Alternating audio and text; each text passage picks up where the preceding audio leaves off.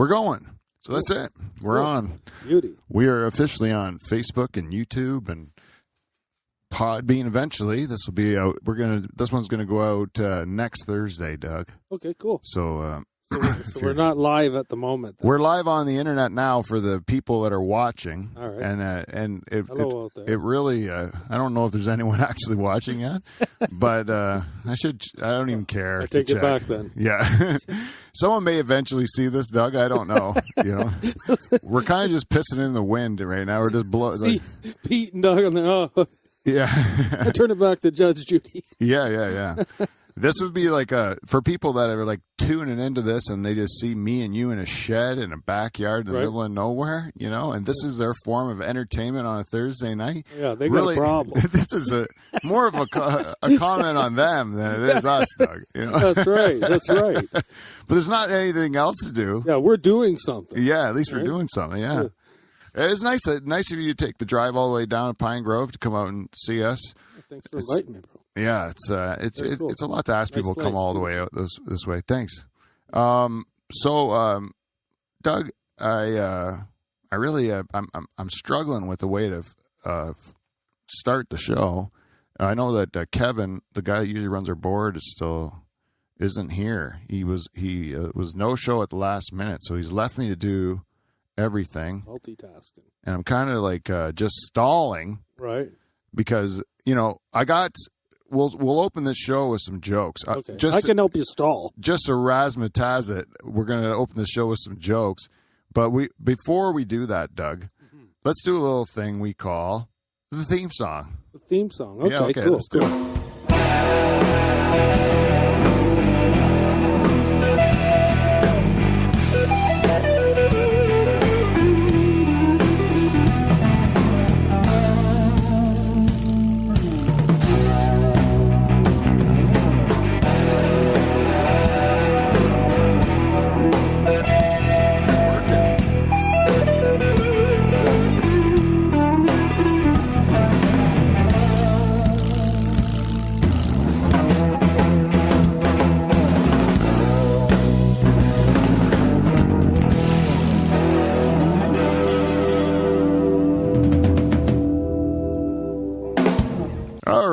Oh, wait.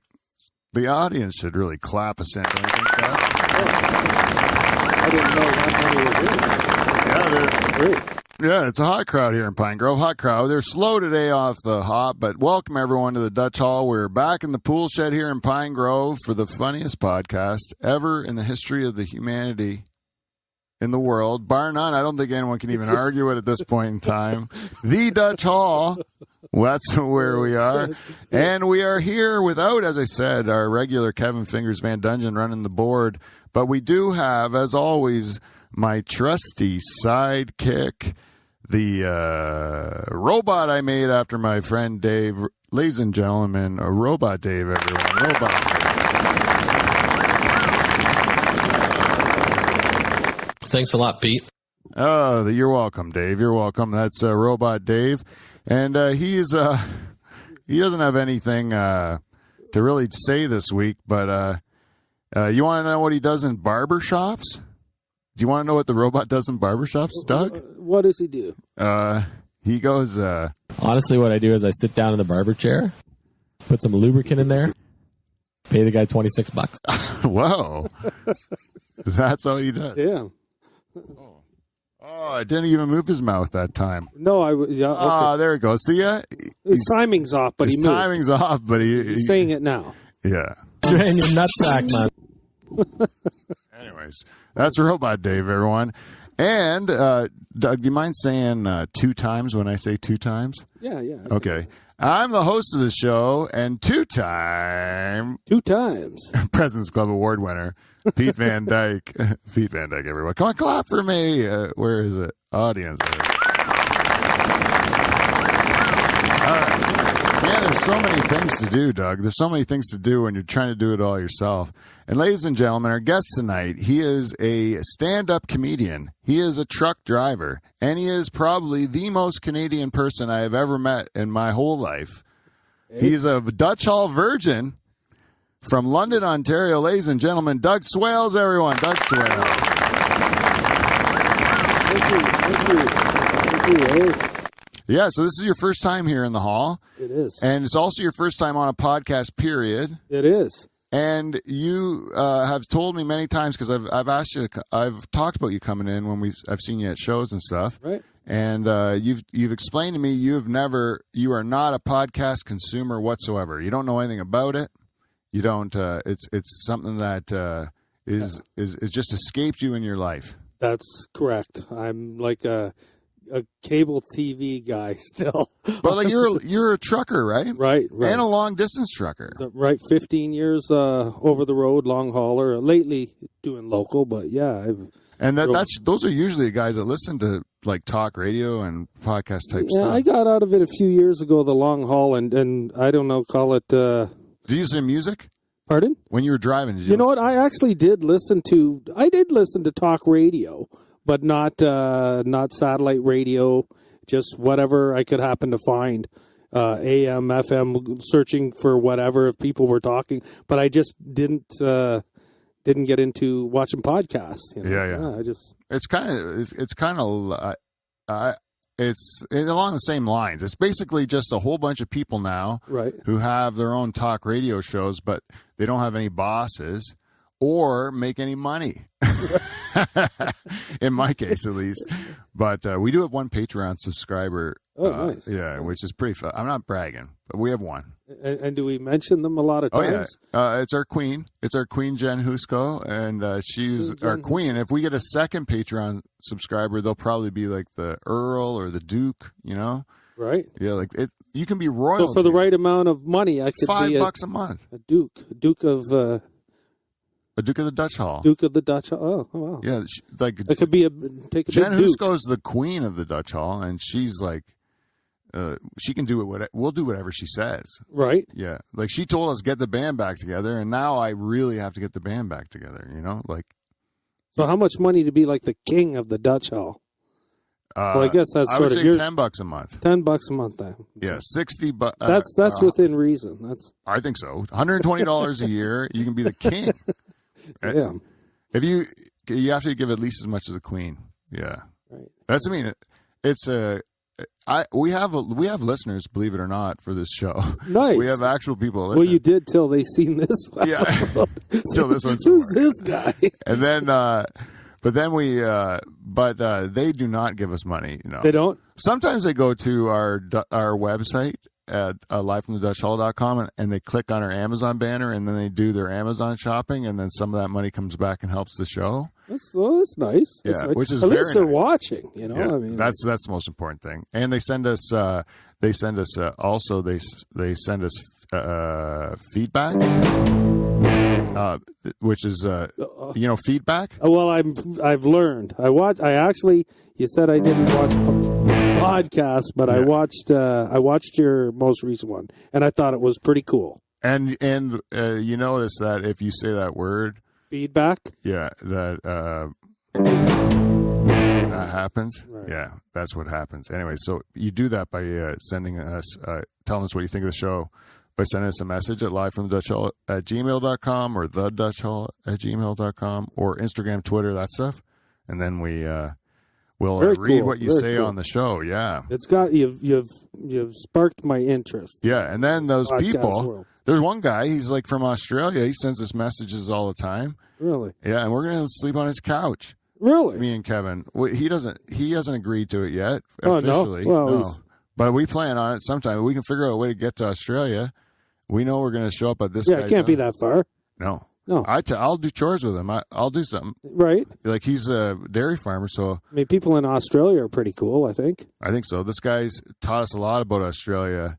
Tells us about different terms. Tells us about what those guys are like in Queensland, you know? Oh, shit. I've heard the no, or something. Is that an Australian thing? I think it is. No. Yeah. That's an Australian thing? Yes. What are you? Are you Irish? No. I'm not. You know what? I'm going to have to do Ancestry.com because there seems to be a debate in the family of what we are. I'm English, a little bit of German, a little bit. Are you Catholic? My sister says we're not. Yes, but I'm not practicing. But you're a Catholic. Yes. Raised Catholic. Because I figure if you know how to do it, you shouldn't have to practice. Oh. I should get my rim shot ready here. It's got to be in here somewhere. Don't worry. Some of my shit's better than that. Oh, here we go. That's what There we next go. time, Nice. yeah. Nice. But the what was I going to say? Oh, Catholic. You know, you said you were like of 6 kids. You know, the youngest of 6 kids. Yes, sir. And so that screams Catholic to me. Yeah. Yeah. Like it screams your dad never wore a rubber ever. No. Or Not when I've ever seen him. Or like, you know. You never No. Shit, no. I'd remember. Yeah. It reminds me of well, anyways, I'm not going to tell someone else's joke. I was almost going to tell somebody else's joke. It's so tempting because I love stand-up so much that you hear a subject and you think, oh, I would joke about your dad's dick, and then a joke pops in my head, Right. and then I want to tell someone else's joke, but you're kind of like stealing that guy. I think it happens. I think it's in your subliminal. You hear something funny, and then there's sort of like, you know, certain topics, and your brain thinks you came up with it or something. Yeah. Do you notice, like, since you started comedy, like you love comedy too, right? Oh, yeah. And like, since you started, do you notice you don't laugh at jokes as much? I laugh internally. I'm not allowed, and I'd hate me as an audience member. Yeah. I had to sort of train myself to sort of express like a ha ha ha ha, and it's like, oh, that's a shitty sounding laugh. It's weird though, eh? Because like comics are the worst audience members. Because even I noticed when Manolis and Chris were here a couple weeks ago, I told a joke that worked okay. Mm-hmm. It was just kind of like, it was a premise I was kind of playing with on the show. And then I ended up figuring out a line on it. It was a decent line. And both of them act like it sucked, but they liked it. Oh, they both went like serious faced. That's a good line. Right. And I thought from that response from other comics was, oh, I'm going to use that on stage because that's like, it got that reaction. Had they laughed, I probably wouldn't have thought as much about it. But because they both went like, oh, that's good. That's good. You know, it was almost like you're mad. Right. Like comedians almost get mad at you when you come up with something real good. Like, yeah, I think so-and-so said that. Didn't somebody have a joke that was similar to that? It's like, or fuck, I wish I would have thought of that sooner, like before you did. But yeah, it does, cause I get that way where I hear someone tell a really good joke and I'm like, damn it, I should have thought of that before he did, like, because it's so perfect. But, right. I still love that, like a perfectly crafted joke when you hear it, and then and it's just so simply, good. But have you ever thought of a joke? Like I've thought of a joke that I know I didn't hear and then I've heard it. And then when I had to go back through it and I really analyzed and thought about it, you think to yourself, well, maybe that joke was just very telegraphed, like, or you could see it that anybody would in the business. Fruit. Yeah, you know what I mean? It was like you thought it was funny. It was great. I had something about not you thought it was funny, but I had something about muscle memory. Yeah. And your muscles having Alzheimer's. Yeah. Or maybe that's taboo. I don't know, but that's and then I heard a comedian saying her ass had Alzheimer's, and I was like, what? Yeah. I was like, no, and then I thought about, muscle memory. It's like the common. Yeah, there's certain things where you're not really stealing, and the premise isn't off. But then sometimes when the guy's got a unique take or a unique phrasing, that was the thing. Like, I hate to. I've seen comics do it where there's like bits, and you're like, man, that analogy sounds familiar, and then someone else will say, yeah, that's Patrice, or like that's like that's Bill Burr or whatever. And the thing is, and you'll hear that comic like at an open mic, he's been telling that joke for like months, and you know that it's come from somewhere else. Yeah, I've done, and you don't want to say because then you're going to get like you want to say. Then some people I will, and some people think, screw it. It's one joke. They're sliding in there that right. Yeah, they might quit in 2 weeks. Right. Like, that's the thing. It's like I'm not going to be policing all of these guys. That's right. But it does. You do see it, and sometimes it's on purpose, and most of the time, I think it's just by accident. It just slips in. Right. Your subconscious. I hope I don't do it though. That's my worst fear. Is that you get called out and not knowingly have done it to begin with. Right. Well, I would never do it on purpose. So like it would always be like like horrifying if I did it. And you hear so much shit every day, and I mean, how do you know where your thoughts come from?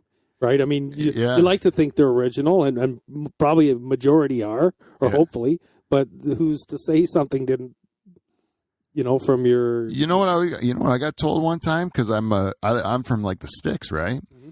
So I got told one time that be careful when you're on shows with some Toronto comics because they know you don't do... If they know, I don't think they will. They're great people, if there's anyone watching. But they'll say if they know you don't do shows in Toronto very regularly, they'll just like, it's open season on your shit. Pete, that's why I always give B grade stuff, because no one's ever, that you prevent. You go out there and give them the worst, and no one will steal your shit. That's right. That's it's a good strategy.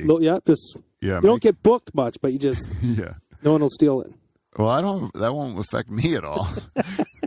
I'm not. The bookings only come if I'm like very persistent. I've seen you work a crowd. Very good work. Good jobs. Yeah, but it's hard getting booked. You got to like really hustle. Yeah, like you got to really like be in, like make people remember you. Right.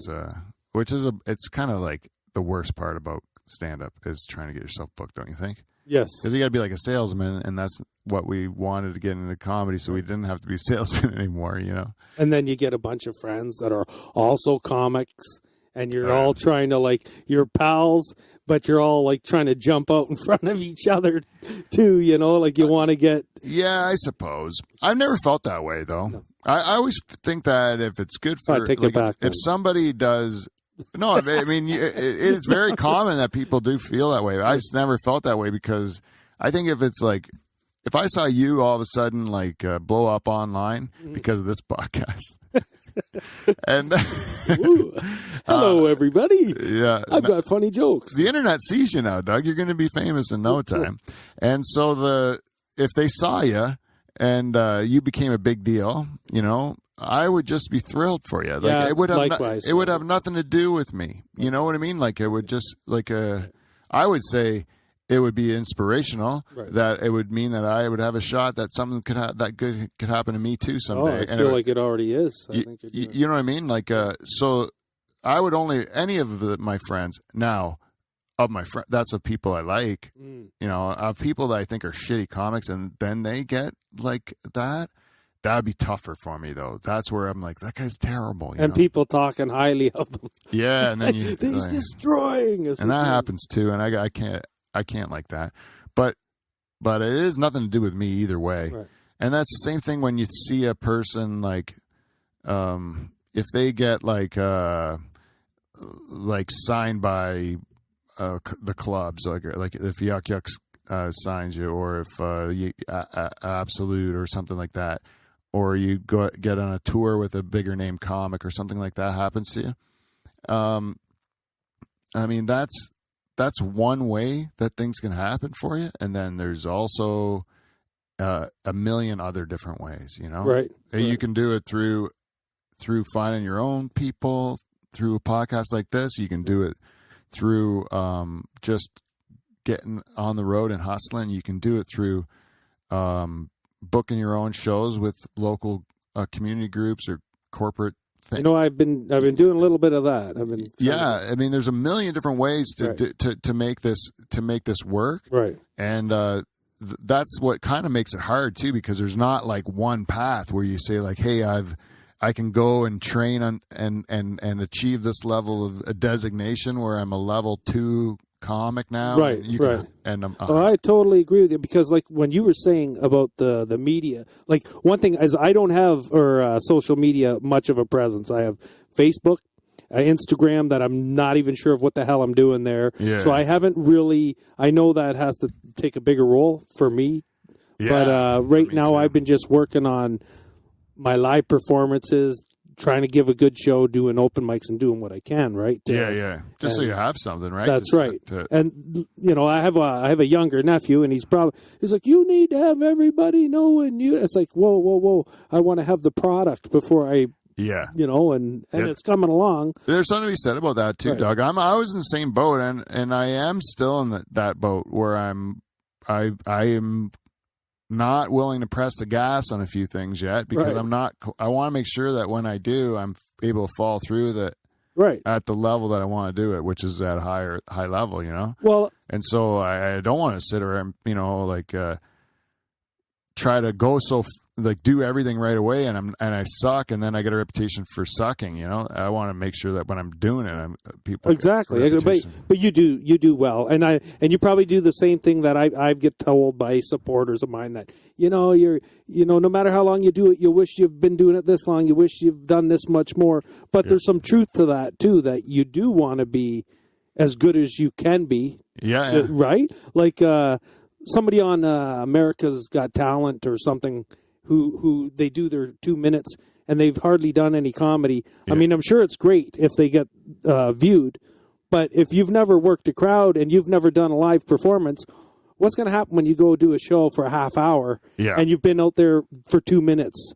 And it's great that you did it.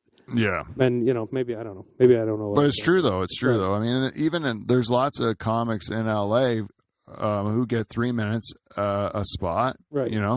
And they go up, and sure, their 3 minutes that they get is like really tight jokes because they've had to take, right. Especially if you come from a small town to move to L.A. Right. Like if we moved to L.A., we'd have to take our 7 minutes we're used to doing on an open mic and try to make it into 3, right? Right. And then so it would tighten your jokes up. You wouldn't waste any time. You just go set up punch. You wouldn't take like 3 minutes just to clear your throat or shit, dude. Yeah. Boom, boom, boom. But one-liners. But it's not making you it's making you prepared to do a TV spot or something, but it's not making you prepared to headline a show or to really run or entertain an audience for a long period of time, which that's what I want to do. Well, yeah. Well, there was a YouTube comedian, like he did the comedy on YouTube, and he did well. I mean, he made money if that's your end game. But he, which I mean, who doesn't like money? But he was on, I think Jimmy Kimmel, right? And he did the live, and it did not go well really? At all because he's never. Like you went up there and he tried. It sounded like he was trying to pretend, or he was pretending to be a comic. Like of somebody that and it was a train wreck. Yeah, I've seen guys like that. There used to be guys that I did comedy with that like had huge YouTube followings, and then they would come do stand up and just stink, And then but you'd watch their online stuff. Like I would go watch their online stuff, and think like, and it's a different medium altogether. And was it live, their online stuff, or was it where they do cuts. retakes until they got it the way they wanted? Ooh, shit, this one, no, I got to do it over. I got to launch this one. It's more about editing. It's more about like they do set up punchline, quick cut to set up punchline, quick cut, and it's that pacing is people. That's younger people, especially. That's what they're used to seeing. It's the way they're used to consuming it. And then, so online, that's how you want to see it. But at a comedy club, you don't want to see it like that. It's choppy and it just doesn't translate. Right. There's something doesn't translate because they stunk.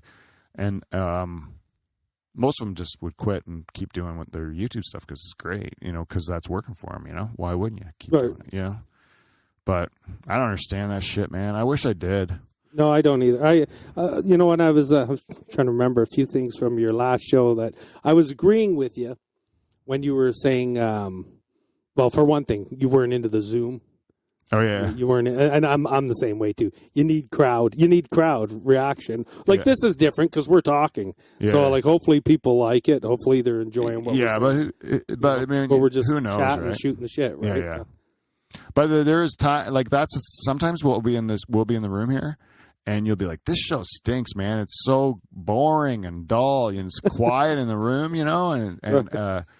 and especially when I would have like the full band in here, and then it would be quiet. And it's been a good band. And I'd be like, what is going on? Like, why is no one laughing or nothing? And a lot of times, or no one be talking, but they say like, you're on a roll, you're doing good. So I thought, and I'm like, what do you mean I was on a roll? I felt like I was dying. And then you listen back to the show, and it was funny. It sounded funny, but but in the room, you seems like you're dying. Well, I watched the other day. I thought, ooh, damn, Pete. He sound like Now this is going to sound like a bad compliment. I was like, he sounds like a professional podcast guy, but you know my history. You never listened to one. Podcasts. Yeah. But you know, Well, that's good. I've seen snippets on shows of sports podcasts and stuff like that, right? But, well, we were working.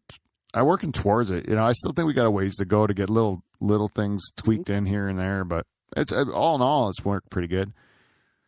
It's another thing too. I wanted to say like while we're still on this is that I was saying Manolis was here a couple weeks ago. Nice. You're here now, and we're all about the same age. Like we're all in the same wheelhouse of age, and but different backgrounds and different like. Yeah, but in comedy, like he's like a grandpa. He's been half his life at it. Yeah, like I'm like a young adult, and you're like a teenager. Baby. No, But there is that thing. Like you have a real age and a comedy age. And it's like I find there's guys that would be in the same category as me and you, not Manolis, because he's been at it forever. Right.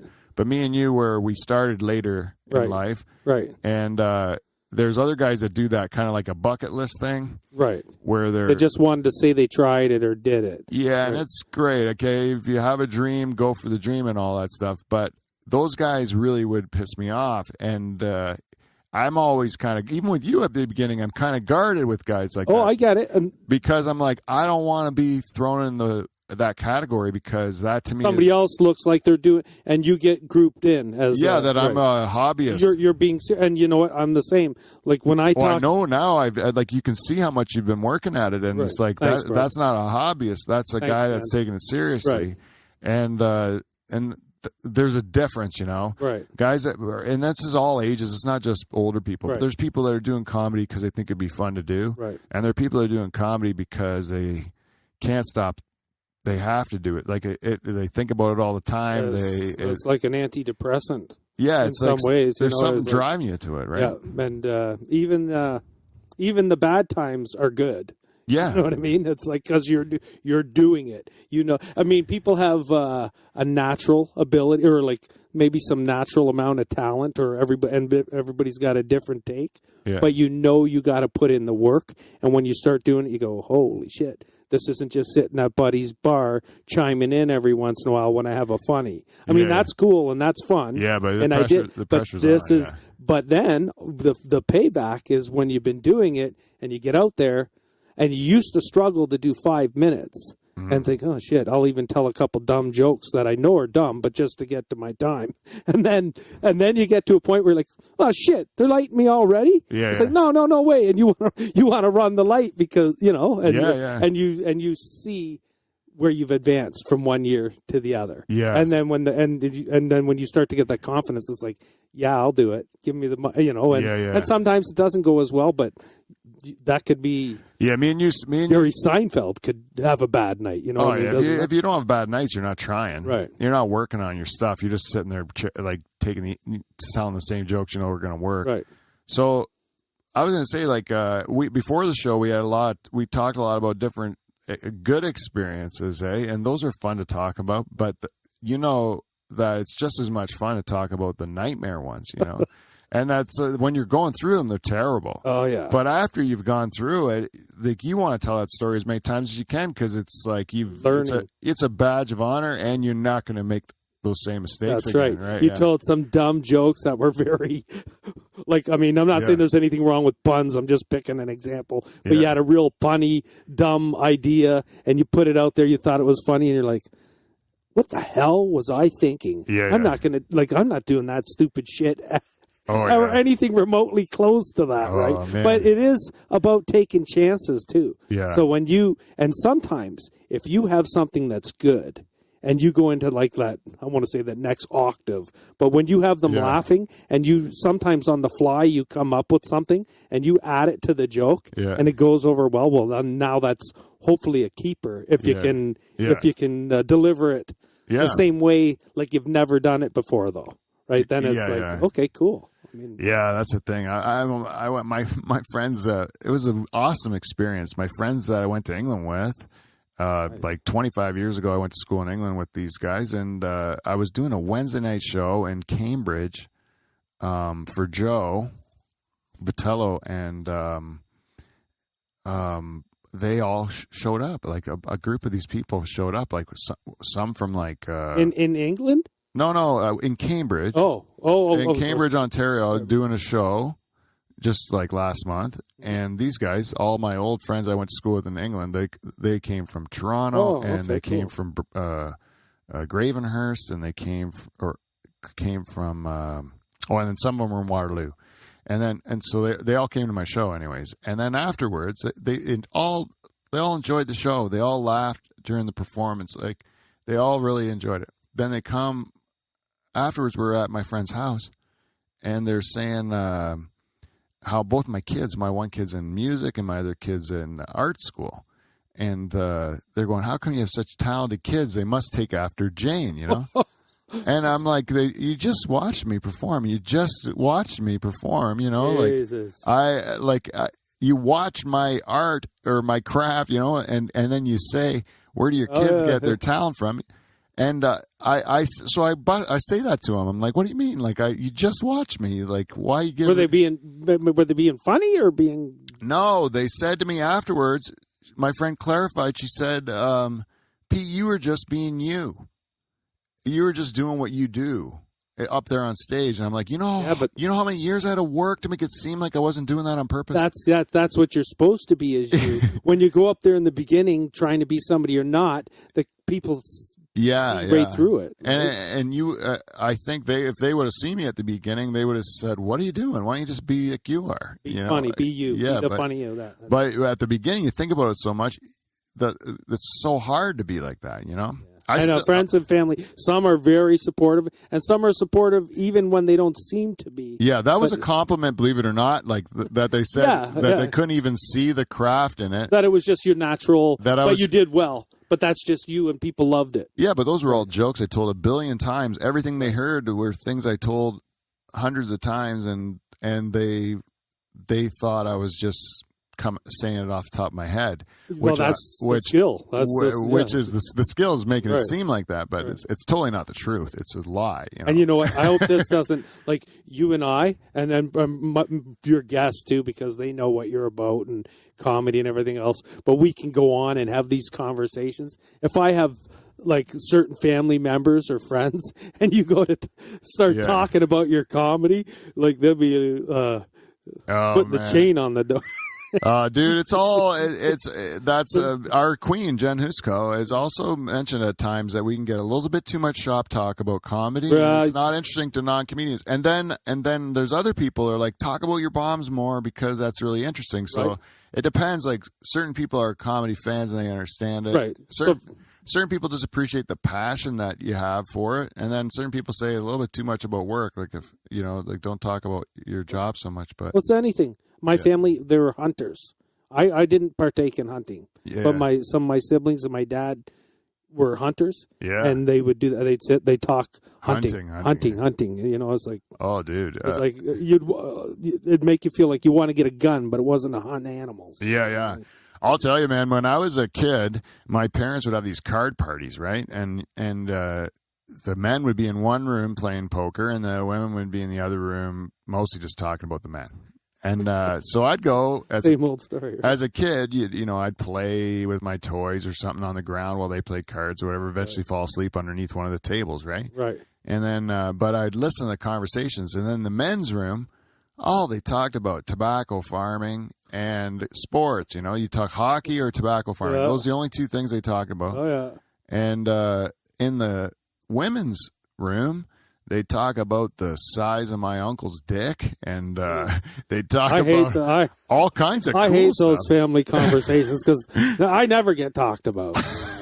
No, but you know, it was more interesting. The women's conversations were way more interesting. Oh yeah, but yeah, because you could only talk about tobacco so much.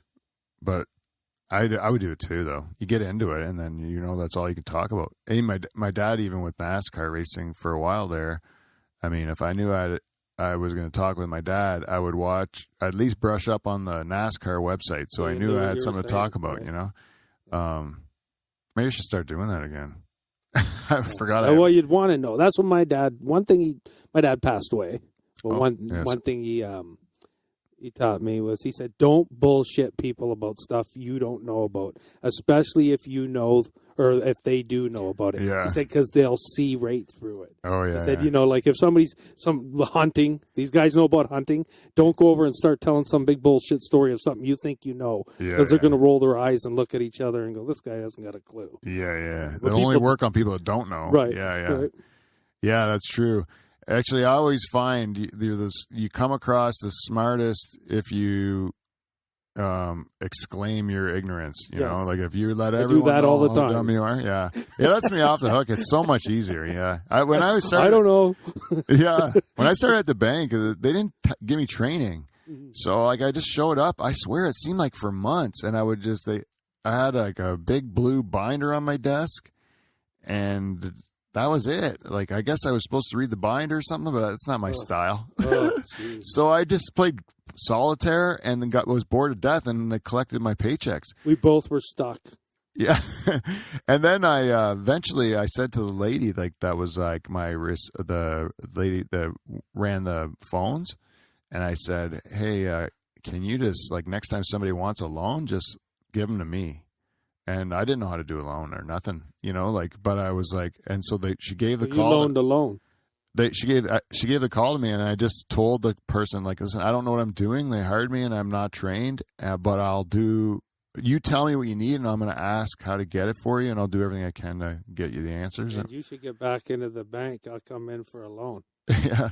Well, they appreciated it. Oh yeah. Yeah, like because they were like, okay, at least I know where you stand, And then did they get the loan? No, they didn't. Actually. Oh, jeez, they were bad story. Yeah, I never thought. I did never get the loan, but there was another time where a person, they came in they were a dairy goat farmer, like they milked goats. Goats, yeah. And so they came in for a loan, and I'm like, I don't know anything about milking goats at all, but I'm willing to learn. So if you want to teach me, then I will learn it. Just tell me everything you know about milking goats. Pete, can I just stop you? Yeah. You may not believe this, but I've milked a goat. You've really milked a goat? I milked a goat one time. What? Our school went to a farm of some sort, and there was goats. Yeah. And we were like squeezing the teat or with your hand. Yeah. And because I know I squirted goat milk at. I got in shit. I squirted Stephen DeFazio with goat milk. Goat milk. Yeah. Well, how do you not do that? Yeah, I mean, what else? It's like you expect that not to happen. Yeah, I would be squirting my friends. That's got to be common. I think we all bought goat milk too. I think that's part of the thing to get the kids out there. And it's. I don't remember. It's the last time I had goat I became the dairy goat expert because of that for my area, because I just asked the guy what it was, and then I got all the dairy goat loans in our area. Yeah, for a while. Yeah, I was a dairy goat guy. Anyways, yeah, goat. Sorry, I didn't mean that, but when you were into goat milk, I milked a goat. Well, yeah, that is something to brag about. Yeah. You know that goats, when you go into a barn full of goats, they'll like all come running to you like dogs. When you open it up, they're like pets. And then a lot of times they're like escape artists. They know how to get out of the pens and stuff. Like certain ones are real mischievous. Right. I know. I mean, I know if you got the feed. This was probably before the milking story. I'm surprised I had the balls to milk the goat because I had the feed at the Cedar Point. Yeah. And the goat jumped up and it gave me a boot or a head bun or whatever. Yeah. Rammed you? Yeah, he rammed me. I got rammed by a goat. You got rammed by a goat? Was I close enough to that originally? Or? Yeah, you're all good. Yeah, good. Goat. You ever been to like Marineland? No, I'm not very good with a goat. I'm not going to trust a whale, Pete. Yeah. Well, they have. No, I never been, but I would go. They have deer there. Oh, I've seen deer. Yeah, they have, but the deer at Marineland are special. Oh, because the deer at Marineland are like horribly diseased. Oh, geez. Yeah, like they have like huge, like COVID, huge big like lumps all over them, and they look horrible. They look like the worst deer you've ever seen in your life. And you go into this courtyard thing, like it's like a big courtyard thing, and it's full of fucking deer. These diseased looking deer that half of them are just lying in the dirt, like just This isn't one of those commercials for the Marineland, is it? To get people They often do not show the deer in those commercials. I can see why. Yeah. I would say that is probably the least popular attraction is the grotesque deer, but there's always people in there with ice cream cones full of feeding these. That's probably the freaking problem. These deer's eating ice cream cones. Oh, they're aggressive too. The one bit my backside in there. Thought it was an apple, right? Yeah, probably did. Yeah, the Joe Carter ass. That's what I got. Yeah, well, pincushion bar. Deer liked it, lumpy deer. Yeah, that's gross. Marineland. I don't go there anymore. I know family that went dolphin swimming in Dominican. And got fucked by a dolphin? No, they didn't get fucked by the dolphin, but it was the first. They had the president or I don't know if the resort or whatever. I don't think it would be the country, but they had somebody bigwig that was there, and they just opened the dolphin swimming pool. Yeah. And family, I didn't go. Thankfully, I was probably having a couple by the pool, but they were swimming with the dolphins, and there was like just dolphin shit all over them. It was not. Like, I don't know if that's a normal thing with swimming with dolphins, but I think that they just didn't have things ironed out. Well, yeah, but it was like shit on them, and that was not. I would not enjoy that at all. No, I wouldn't either. That's like mammal shit too. Yeah, it's not. Fish. And that's why they, yeah, probably laughing at you. Yeah. Dolphins are like dolphins are supposed to be smart. Yeah, they're in movies. They're smart compared to like other fish, right? But like compared to other mammals in the water, dolphins are like a retarded whale. Oh no! It's a nice way of saying that, yeah. So it doesn't offend people. But whatever the nice way of saying retarded whale is. Yeah, it's about a whale. I think you can say it. I think you can say it. I don't know if you can say that about. But dolphins are dumb. Yeah, what I'm saying. You think? Yeah, compared to a whale, that's what I'm saying. They would whales are way smarter. That's what I'd say. A manatee. You put that manatee in the mix with a whale and a dolphin. Which one wins the spelling bee? Whale's going to win. Right. But the manatee and the dolphin, I think the manatee's even dumber than the dolphin, because all they do is lie there and get run over by boats. But how about a seal? Seal. Now you're talking. A seal's probably smarter than a manatee. I think it is. Now, is it smarter than a dolphin? A seal broke out of, like you said, had I been to Marineland, I hadn't. But in London, there's Storybook Gardens. Oh, and I don't know if you remember this, but many years ago, Slippery the seal, busted out of Storybook Gardens, got down into the river, Thames River, and swam his ass all the way down to St. Louis. No way! Yeah. A seal escaped and swam down a river to Yeah, St. Louis. They found him in St. Louis. He was I think his words, he quoted Bugs Bunny. He says, "See you in St. Louis, screwy." I don't know, but yeah, no, he swam to... that is unbelievable. Yeah, it's pretty cool. That's a great story. How the fuck did he know how to get to St. Louis? He just got... How do you get out of Well, there? I mean, I can't say that was his destination, but... Ain't no manatee ever done that, I'll tell you that. And seal wins. Swim to St. Louis? Walrus, too, is pretty smart. Walrus. Somebody don't believe me. They can. I don't know. Maybe that was before Google would even have that story, but yeah. Fact check that. I don't know. That's true. You can ask my mother. I think about one time. This is a different story, but one time I was working in Stratford, right. And I would go for lunch sometimes just to go down to the river there that they got by the theaters and stuff. Right. I would just eat my lunch down by the river, just so I could pretend I wasn't at work. And then one time I was doing that, and there's a fucking elephant in the river having a bath. A huge elephant. Are you setting this up here? Or is this for real? That really happened. That's in Stratford? In Stratford. There was the circus was in town, and they put them in the river? They wanted to cool the elephants off, and they went and took them to the river for a swim, and the elephants were in there. The swans were going crazy. Yeah, well. They don't see that every day. No shit. Yeah. A huge elephant. I swear to God, because you're not expecting that. You go to lunch, you see swans, you see geese, you see, but you don't expect to see a goddamn elephant in the river, but I did. You rarely see it. Yeah, but I did. But that's a cool. real true story. You see weird stuff in Stratford. It's a weird mix, eh? A beautiful city, though. Beautiful little. Yeah, theater and hog farmers. You know, it's a theater crowd and hog farmers. Right. That's the mix in Stratford. Right. It's quite compatible. Yeah, but pigs and it works somehow. right. Yeah. Well, you got to have the audience. Yeah. The hog farmers come home and say, "Oh shit, let's go watch some check Shakespeare." Yeah. Shakespeare didn't write enough good hog plays. If he did, I think that they would really be able to fill that theater in Stratford. You could do Charlotte's Web. No, there's a good one. That's a good hog. That one have you crying at the end of it. Oh, that real God one. Damn it! Jeez. That's some pig. And those cows and that terrific. farting and carrying on. The live version one of. What? Should I be admitting to this? That, You've watched a live Charlotte's Web? oh yeah, with not farting? cartoon like they were.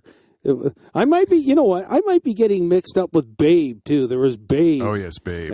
Yeah. I don't have kids, but I got a lot of nieces and nephews. Yeah. And so you've been... I got to watch this shit before they see it. So you're like the cool uncle? I like to think so. Some of them probably think not, but And because you're the youngest too, do you have nieces and nephews that are old? I've got them all ages, and I'm into the great nieces and nephews. Oh really? Yeah, like I mean, when I was long haul trucking, I'd take my nephew and niece with me on the road. Oh really? Yeah, it was pretty cool. Yeah, that is cool. Do you still have a relationship with all your brothers and sisters? Oh yeah. That's cool. Yeah. I mean, that's not some people can say anymore. I mean, things in life go like this, but you know where you are. Yeah. Family's still family. Yeah, and that's the thing. That's like, I don't know, and I don't want to say it's about a whole country, but in the U.S., I don't find they have like they go back home for like Christmas and 4th of July, and something like 4th of July is a big deal. Yeah, but it's just like these occasions that they go see their family, and then the And rest then of the see year, you later, it's like have your good life. Some people not, but yeah, but it seems They like go over more here and that's here. more natural, that where you grow up is rarely where your kids will end up and stuff. And I'm Right. afraid we're going that way here too, Right. But I mean, everywhere else in the world, it was like Everybody family lived together in the same house. Like, I mean, Yeah, you at least kept. You knew your cousins and stuff. Like now, Yeah. like I know my cousins, so I get connected again on Facebook. And when we were kids, we were tighter. Yeah. But like an Italian family, your cousins, sometimes it's end up being your wife, or. Well, Dutch families too were Right, really so what, like I have 29 first cousins on the Dutch side, like on my dad's side, and we know.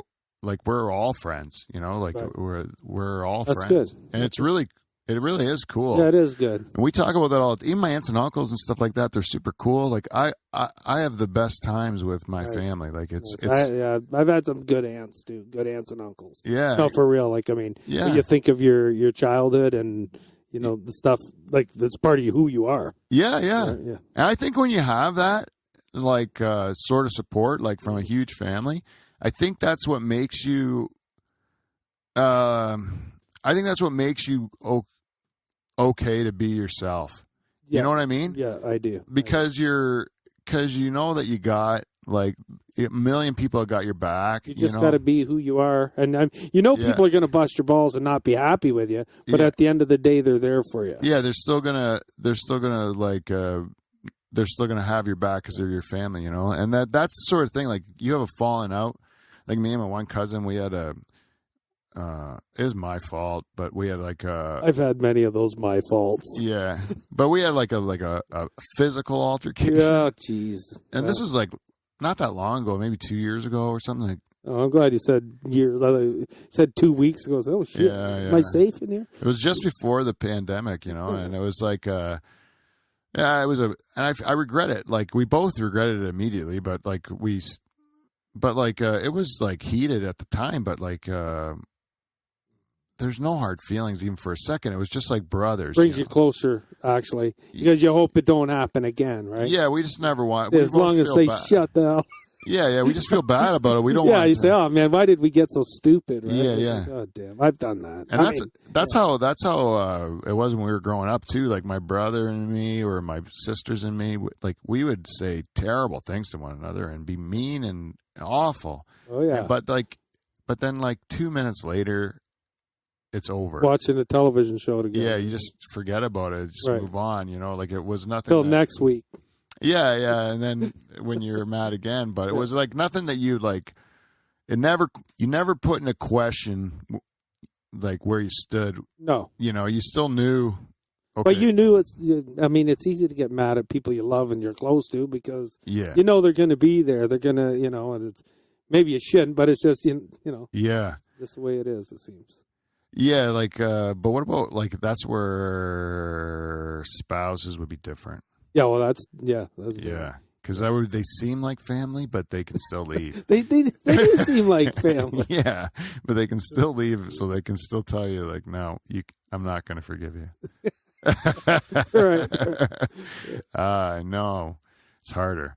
But anyways, luckily we don't do that stuff anymore. I'm so lucky though. Like to have a family like that is like super. It's lucky. nice to hear people talk highly about and good about their family. Yeah. I've always, to tell you the truth, as a kid, and that I actually in school, because of my big brothers and all that, some kids would say, "Ooh, Doug Swales and his big brothers," because you almost bragged about your family. It was fun to be part of. Yeah. But it was chaotic too. But I mean, it's man. That's the thing too. It's like my cousin lives right next door. One of my cousins, and she has 4 kids. And I was over there talking, and her husband's like, "Oh, I'm sorry, Pete. My kids are, because their kids are just like bouncing off the walls, and there's crying, and there's fighting, and there's all this stuff because they're all so young."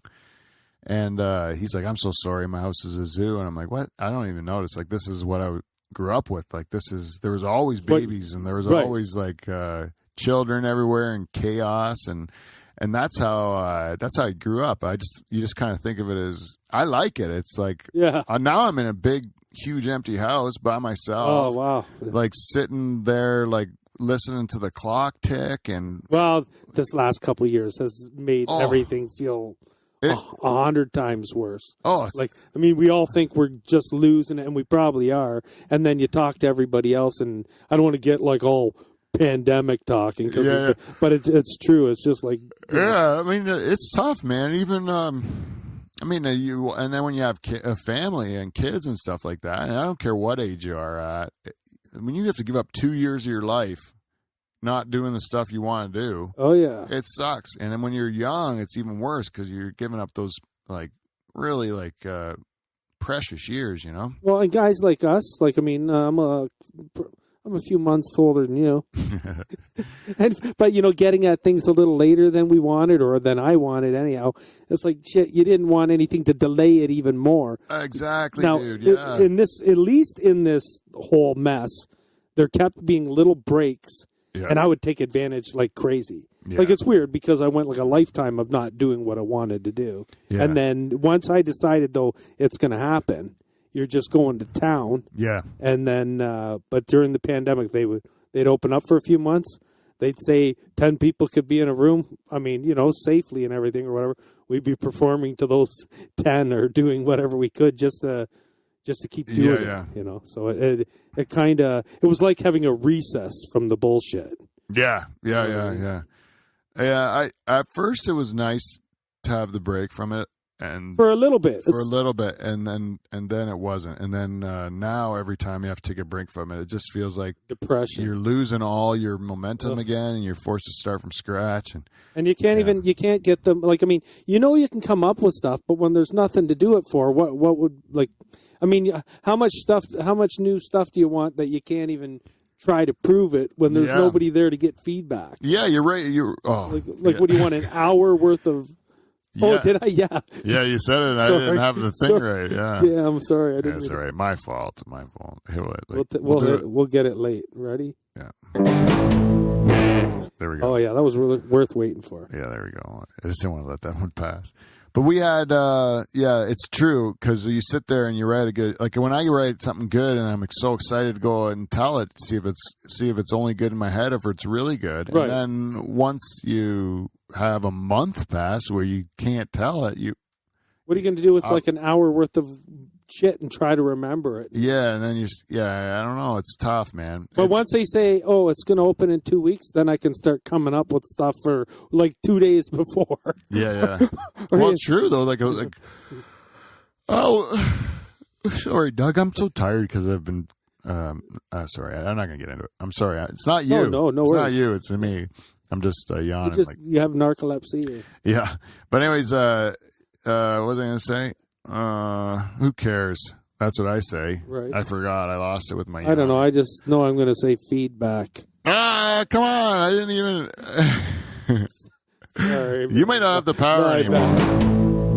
All right. Well, I want to do something quick here, Doug. Okay. I'm going to do this because I said at the beginning of this show, and I noticed that I've been doing this, is I say things at the beginning of the show that I'm going to do, and then I don't do them. Okay. You know? And so this time I actually said I was going to tell jokes. So I have to tell these jokes. Yeah, go ahead. Knock yourself out. Okay? These are based... I ripped some... The other day, I ripped some news stories from the headlines. And here we go. Yeah, this is the... So this was a couple of weeks ago, actually.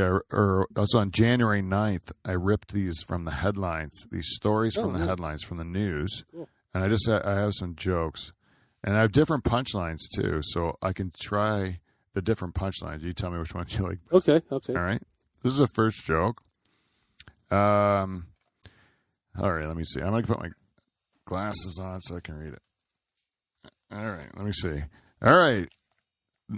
Jokes about the news. Okay. You now have a reason to travel to Ohio.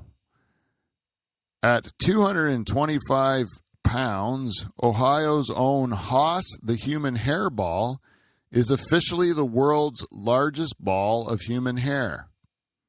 And if that's interesting to you, you may want to visit Kevin's bedroom in Woodstock, Ontario, which houses the world's largest collection of crusty socks and hand cream. Or you could say, if that's interesting to you, kill yourself. Which either one would work. The next joke. I'll say the crusty socks. Okay, cool. It would help better if Kevin was here because we'd be making fun of Kevin to his face. But the trend towards more meatless options continue, with KFC offering plant-based nuggets in the UK, and Burger King will start selling vegan nuggets as well. In a statement to the press, the head of fast food stated, "As the needs of our customers change and evolve, all of us at Big Fast Food promise to find a way to find the cheapest stuff that makes you happy, make it into salty slime, form it, and deep fry it, and sell it back to you for huge profit at the expense of your health." Wait, that was a long, and that's a boo. I'm going to give that one a boo. Wait, let me see. I don't know. It's making me. I don't know why it's making me. That was a boo. Metaverse. You ever heard about the metaverse? You know the metaverse? Is that to do with It's Facebook. Yeah, I think I just did. Yeah, this is the Facebook's new universe. They call it the metaverse. Oh shit! And they try to do 2 virtual reality concerts on the metaverse, and these. So it says Meta's star-studded virtual reality concerts were busts, with 2 drawing less than 1 million viewers. In comparison, Travis Scott's 2020 concerts drew 50 million viewers on Fortnite, on a game platform, right? So this is signaling a rocky start for Mark Zuckerberg's vision for his VR universe. And some are saying that this may be the first major failure for the 37-year-old magnate. Let me be the first to say, no one wants you to succeed. You are creepy, and everyone in your metaverse looks creepy like you. Everyone around you is afraid to tell you the truth because they've built you up as a superhuman when you're really just a narcissistic, autistic weirdo. But the rest of us think, what? Oh, anyways. Don't hold back on your feelings. Just shoot straight. That was away. more of a comment than a joke, really. Let me see. Wait, This is good. I'm writing jokes at bombs. What? I'm still stuck in like. Okay, this is a better story. Oh, yeah. This is a new story you got to hear. Okay. There is a Tennessee state rep by the name of Jeremy Faison. Jeremy Faison. He apologized after attempting to pull down a referee's pants at his son's high school basketball game. Apparently, an enraged Faison charged down the stands to confront the referee after he disputed the referee's call or decision to give both teams technical fouls after a scuffle for a loose ball. After challenging the referee to a fight, he was told to leave the building when the representative proceeded to pants the game official. It's easy to see how this guy's charm and demeanor would make him an easy electable choice for Congress. Let me be the first to say it. This guy might have what it takes to be president. Faison 2024. That's what I say. Yeah. Yeah. Anyways, that was okay. Your Samsung is about to get non-fungible. In 2022, the company will include an NFT marketplace aggregator on its TVs. Also in 2022, I will continue not to know what the hell an NFT aggregator is. Anyways, that's You took the words out of my mouth. yeah. Anyway, that's the jokes for this week. Nice. So, Doug, Yes. we have one more thing I'd like to do with you. Oh, wow. Jeez. And you do some impressions that make me laugh. Oh, cool. Yeah, I do a few impressions. And I lost my paper. I think I just got to say, what's my line? Your line might be William Wallace is 7 feet tall, but pretend everybody else didn't hear that. All right. I don't need it. I can say that. So what you do an impression that makes me laugh sometimes, and I thought of a way, because there's been a lot of great movies in history, and one of the greatest iconic scenes in history is Mel Gibson in Braveheart, Right. playing William Wallace, when he tries to get all the Scottish soldiers motivated to go fight the English, and he does that iconic speech with his face painted half blue. And I always watch that scene, and I think, Mel Gibson's a good actor and everything. Damn good. But I would prefer to see in that role All right. Bubbles. Bubbles from the Trailer Park Boy. Yeah, that would be interesting. And so I've printed out a bit of the script from that. Wow. Okay. From that movie, and I have to do one line, which is what's my line again? Your line is William Wallace is 7 feet tall. Okay, so I'm putting you on the spot to do an impression. I will also do an impression for my line. So who should I do? Should I do Super Dave or Arnold Schwarzenegger? Do Arnold. Can you do Arnold? I'll try to do Arnold. What's it? William Wallace is 7 feet tall. Yeah. Okay, I got to wait. Okay, I can do it. I think I can do it. Okay, he can do it. Okay. Okay. You might have to. So am I coming in on this from the top where you've got written down here? It starts out with you, right? Yes. Is that it? Yes. Okay, so just to set it up again. Okay, you set it up again. Yeah. Okay, so this is Bubbles cast, Bubbles from the Trailer Park Boys cast in the role of William Wallace in the movie Braveheart. With a cameo role from Arnold Schwarzenegger. Go ahead. Ready to rock? Yeah. Okay. Action. Sons of Scotland, I am William Wallace. Wait, Arnold, right? William Wallace is 7 feet tall. Yeah. Here comes Arnie. William, I can't do it. Do it, Super Dave. Wait, I'll do Super Dave then. William Wallace is 7 feet tall. Yeah, I've heard that. Kills men by the hundreds and shoots lightning bolts from his arsehole. Can you just give us, and then just to close, can you give us the big iconic line?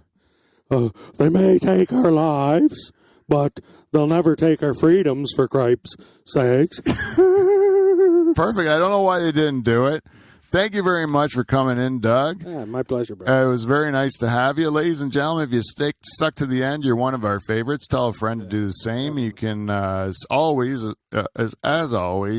send us a little piece of feedback at at thedutchhall@gmail.com or Facebook, Twitter, Instagram, any of that stuff. Thank you to anyone that's done that. And until next week, we will see you, NT. See you next Thursday. Thanks again, Doug. Thanks, guys. Thanks for having me.